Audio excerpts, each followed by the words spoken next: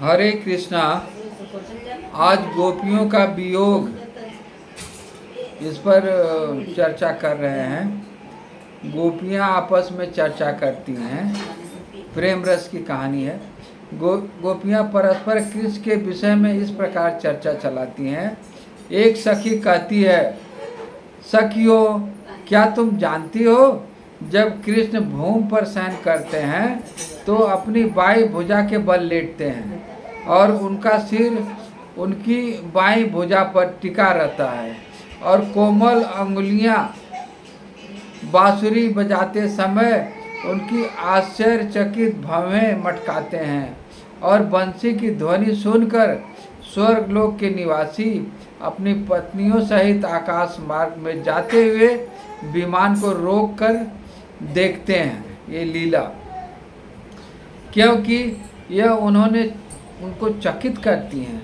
तब विमान में बैठी देवताओं की पत्नियां अपने संगीत पर लज्जित हो उठती हैं। इतना ही नहीं, वो दाम्पत्य प्रेम से पीड़ित हो उठती हैं और उनके केश कलाप तथा चुस्त वस्त्र शिथिल होने लगते हैं।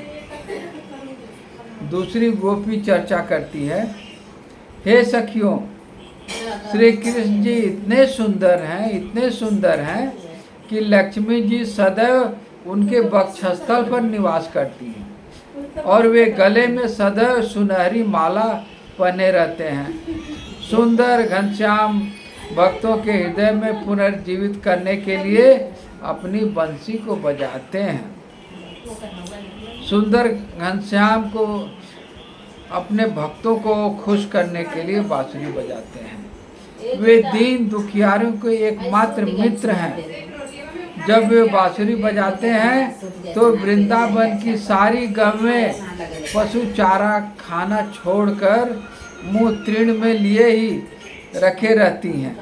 वे कान उठाकर स्तंभित होकर जीवित अपितु चित्र लिखे के प्रतीत होती हैं, जड़ हो जाती हैं। कृष्ण का बंसी वादन इतना मोहक है कि पशु तक मोहित हो जाते हैं। हम लोग का तो कुछ कहना ही नहीं। गोपियां आपस में चर्चा कर रही हैं। एक गोपी कहती है, सखियों पशुओं की बात छोड़ दें, यहाँ तक कि वृंदावन की नदियाँ, सरोवर, तालाब जैसी जड़ वस्तुएं भी श्री कृष्ण को सिर पर मोर पंख लगाए वृंदावन के रज लपेटे देखकर चकित रह जाती हैं। वे अपने शरीर की पत्तियों और फूलों से अलंकृत किए हुए एक वीर नर्तक की तरह लगते हैं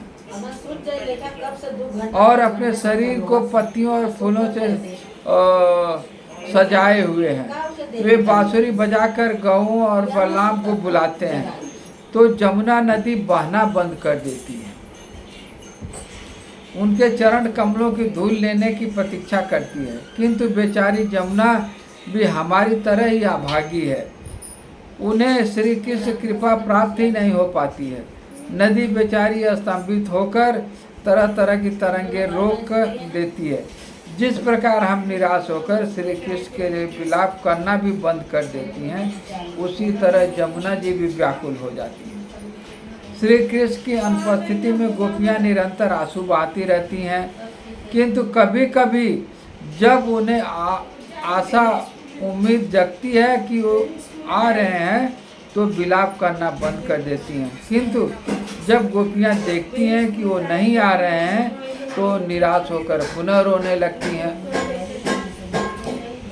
श्री कृष्ण भगवान और समस्त विष्णु रूपों के मूल हैं। सारे ग्वाले देवता भगवान विष्णु, शिव, ब्रह्मा, इंद्र, चंद्र आदि देवताओं को सदैव पूजित करते रहते हैं और घिरे रहते हैं। जब श्री कृष्ण वृंदावन के जंगल में विचरण करते या गोवर्धन पर्वत पर जाते हैं तो उनके साथ ग्वाल बाल सब जाते हैं और विचरण करते हुए अपने गौओं को पुकारते हुए बंसी बजाते हैं। जंगल के सारे वृक्ष, लताएं, यहाँ तक सभी वनस्पतियाँ उनके सानिध्य मात्र से कृष्ण भावना भावित हो जाती हैं।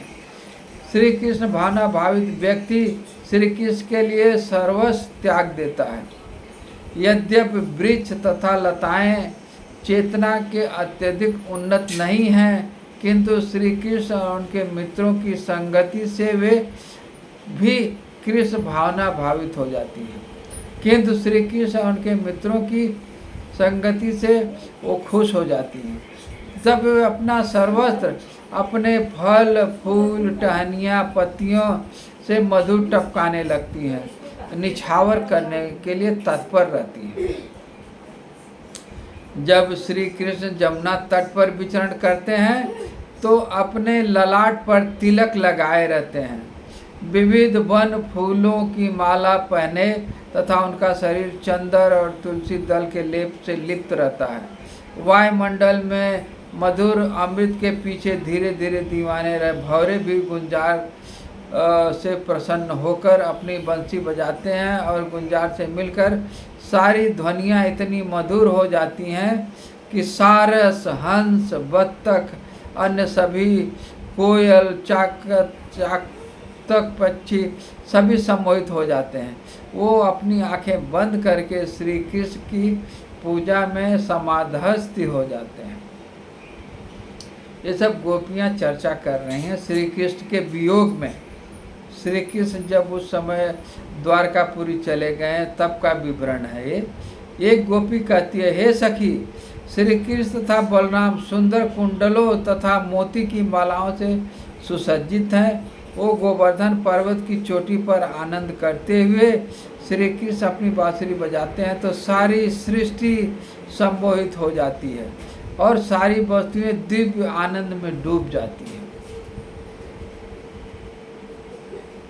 जब वे बंसी वादन करते हैं तो डर के मारे बादल अपना गरजना बंद कर देते हैं। वाह कृष्ण जी।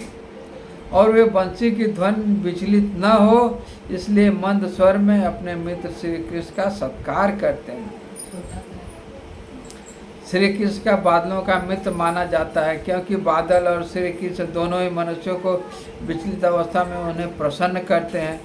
जब लोग भीषण गर्मी से जल उठते हैं तब बादल वर्षा करके उन्हें प्रसन्न करता है। इसी तरह जो लोग भौतिक वेदनाओं और ज्वाला में संतप्त हैं उन्हें श्री कृष्ण चिंता मुक्त करते हैं। श्री कृष्ण तथा बादलों के शरीर का रंग एक जैसा है। मूलतः बादल और श्री कृष्ण एक मिलते जुलते हैं। तो कहने का मतलब है कि गोपियाँ इतना उनके प्रेम में विवल हो गई हैं और वियोग, ये गोपियों का वियोग का ये विवरण है। बोलते हैं कि उनको विवेक उनके द्वारकापुरी चले जाने के बाद गोपियाँ सब कुछ भूल गईं, खाना पीना भूल गईं, कपड़ा पहनना नहाना धोना सब भूल गईं और कृष्ण को न पाके इतना दुखी हुई कि कवि ने भ्रम में एक कविता लिखा है कि कवि को भ्रम हो जाता है गोपियों को देखकर। वो लिखता है कि सारी बीच नारी है, कि नारी बीच सारी है, कि सारी ही की नारी है, कि नारी ही की सारी है। इतनी उनकी काया कृष्ण हो जाती है कि पता ही नहीं चलता है कि बिस्तर पर साड़ी पड़ी है, कपड़ा रखा है, कि कोई औरत लेटी है कि क्या। इतना दुबली पतली, हालांकि ये उपमा अलंकार है। तो श्री कृष्ण बाद में वहाँ से भेजते हैं अपने मित्र को समझाने के लिए। तो वो गोपियाँ उनको कृष्ण का भान समझती है, कृष्ण के जैसा कद काठी में है वो। तो वो उनको वो सब समझाने लगते हैं कि ये है, ऐसा है, वैसा है, वेद पुराण ये वो सब बताने लगते हैं। तो वो गोपियाँ कहती हैं कि हम लोग के रोम रोम में श्री कृष्ण है, बाकी तुम जानो। तो बोलने का मतलब है श्री कृष्ण इंसान को इंसानियत सिखाते हैं, प्रेम करना सिखाते हैं। पापियों का नाश किए यहाँ से द्वारकापुरी तक, पूरा सब हिंदुस्तान को शुद्ध कर दिए। उनको रणछोड़ भी कहा गया। वो अपने हाथ से कुछ नहीं करते थे, सब करा लेते थे। इसलिए इस तरह से आज गोपियों का वियोग का पाठ समाप्त हुआ। हरे कृष्णा कृष्ण कृष्ण हरे हरे, हरे राम राम राम हरे हरे, हरे कृष्ण।